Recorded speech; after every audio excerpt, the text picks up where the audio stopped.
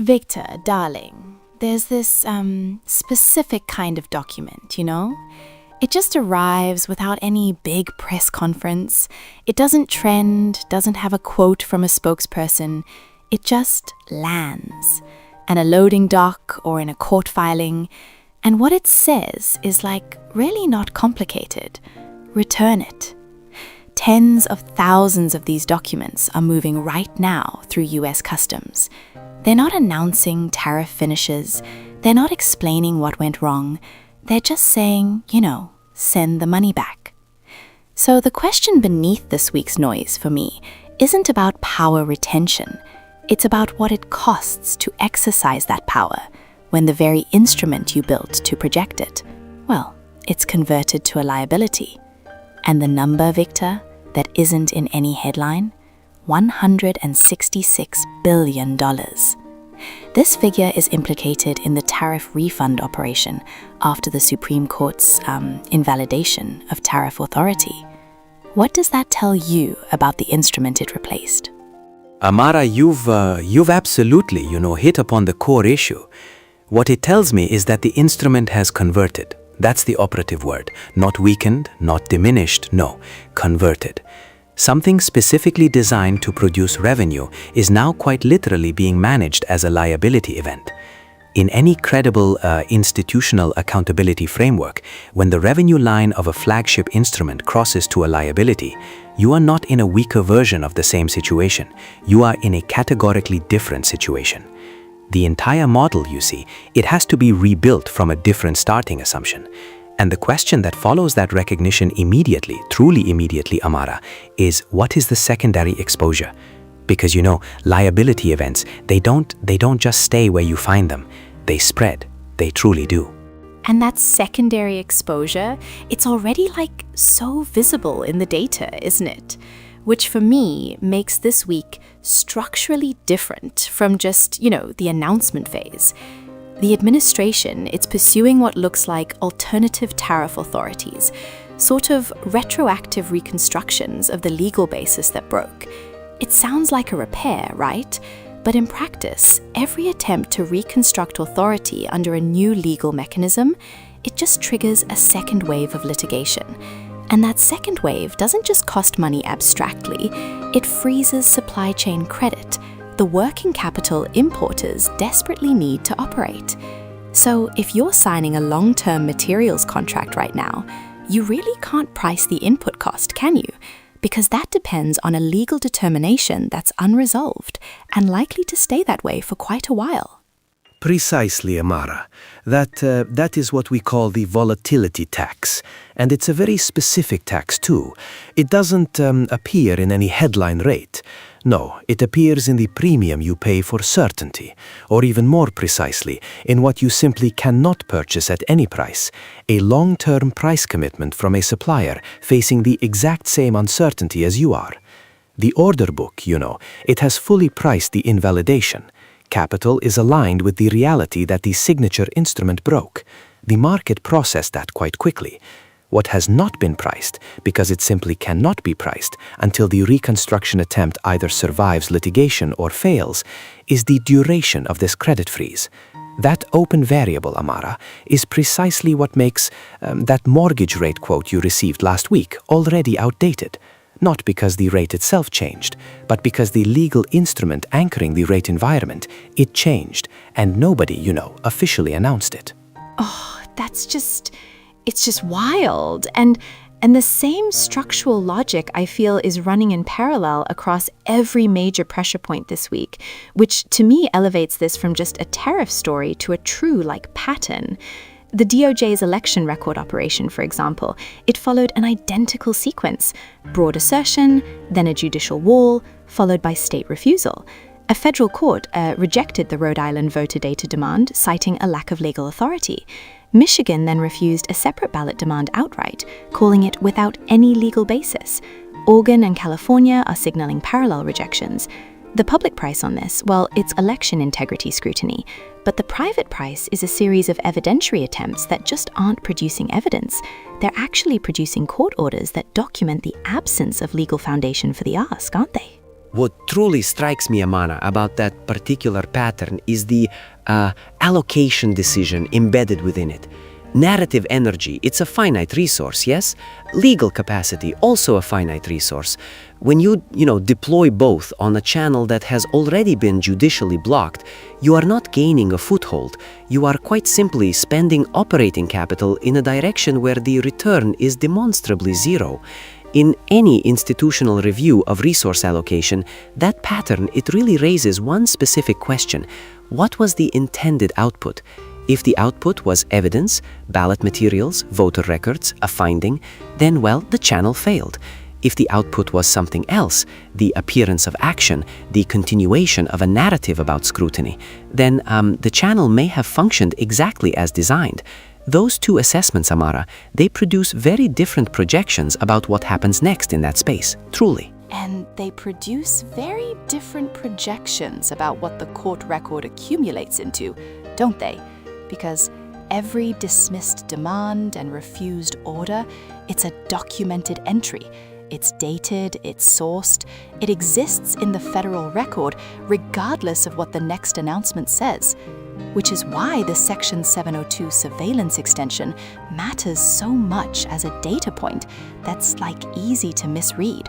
Congress failed to pass the long-term renewal the administration sought, right?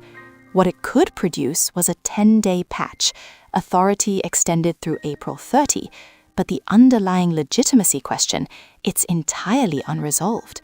The public framing calls this continuity, but the technical description, Victor, is deferral of a deficit that just hasn't been addressed. And in the markets where long-term security risk must be priced, like technology companies finalizing their Q2 legal exposure right now, a 10-day patch is absolutely not a stable instrument. It's an open receivable with no clear collection date. Ah, Amara, 10 days is not an authority, no. 10 days is, a statement about the absence of consensus on the terms of authorization. And that absence of consensus, it is itself pricing information. The market for long-term security instruments, these are real contracts, real legal exposure, real compliance obligations. It simply cannot function on 10-day visibility. What you're describing is a legitimacy deficit papered over with a short extension. And that paper, it comes due again on April 30. Every actor who needs stable authorization is now operating on the assumption that the extension will continue. The Kalshi market, it has nowhere to price that assumption's failure because there's no stable contract for a risk that could resolve in 10 days or 10 months. That's the structurally blocked condition. Not that the story is bad, but that there is, no market for it at all. Wow, which brings us, really, to the collision point the order book is tracking with the most volatility this week. And it has the sharpest self-defeating mechanism embedded in it, I think, the Kevin Warsh nomination for Federal Reserve Chair. The hearing's scheduled for tomorrow, April 21st. What makes this analytically unusual is the specific way the move undermines the objective it was designed to achieve. The administration is applying pressure to a system whose value to the very constituency it's serving, cheaper borrowing, mortgage relief, rate cuts, it derives entirely from that system being understood as independent from exactly this kind of pressure. The moment the market prices the Fed as a political instrument, Victor, the rate cuts the pressure was designed to produce become more expensive to deliver, not less. The optimum contains the mechanism of its own defeat, doesn't it? Amara, I've sat across from institutional investors when this exact dynamic, enters the room. The conversation, it changes the moment someone asks, and they always ask, who controls the outcome here?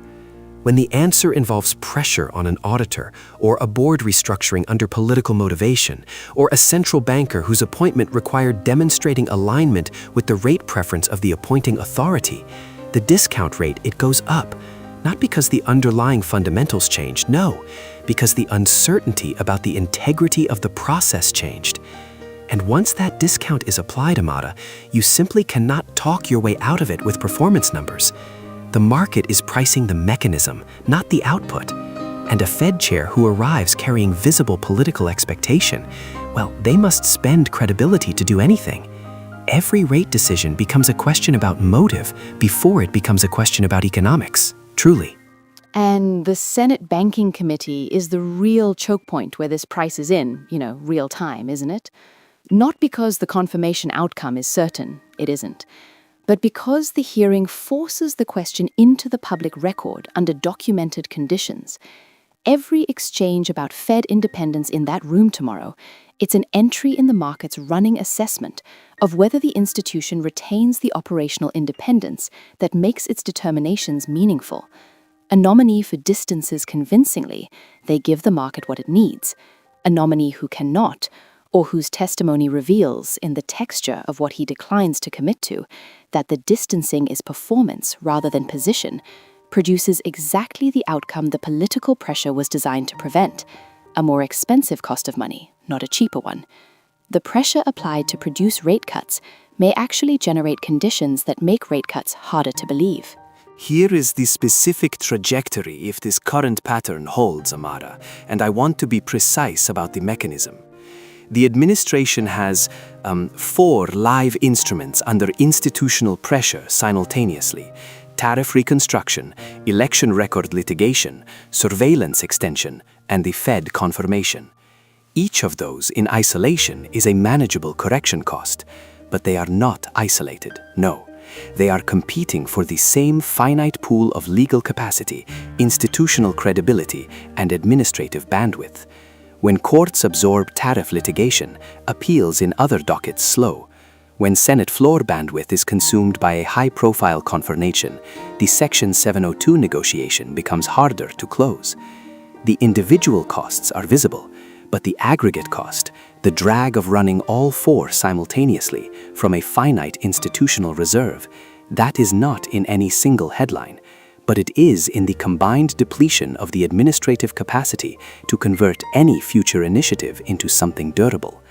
The harder return is not that any single move fails, it is that each failure makes the next correction more expensive than the last, against a reserve that is smaller each time.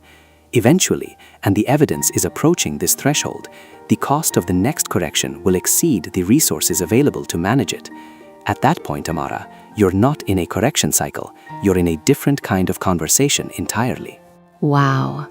What you're describing, Victor, is a system that can still move, still assert, announce, apply pressure, but that is like losing the implementation leverage to convert those moves into outcomes that truly hold. And there's a particular quality to that moment that makes it so hard to read from the announcement side, isn't there? Because the actions continue to look like power from the front. They look like cost from the back. And most people, they are watching the front. The specific event that will force the sharpest resolution isn't a vote, isn't a ruling already issued. It's a transcript that doesn't yet exist. What Kevin Walsh says tomorrow in the Senate Banking Committee, and more precisely, what the texture of his answers reveals he cannot commit to without visible qualification, will tell the market whether the Federal Reserve is still the institution that determines the cost of your money on economic conditions, or if it's becoming the institution that processes the preferences of the people who need that cost reduced. Those are not the same institution. The market knows that distinction. It will begin pricing the difference the moment the gavel comes down tomorrow, not based on his resume, not the political optics, but based on the gap between what is asserted under oath and what the committee's questions reveal cannot be sustained. That gap has been the story all week. Tomorrow, it gets a transcript.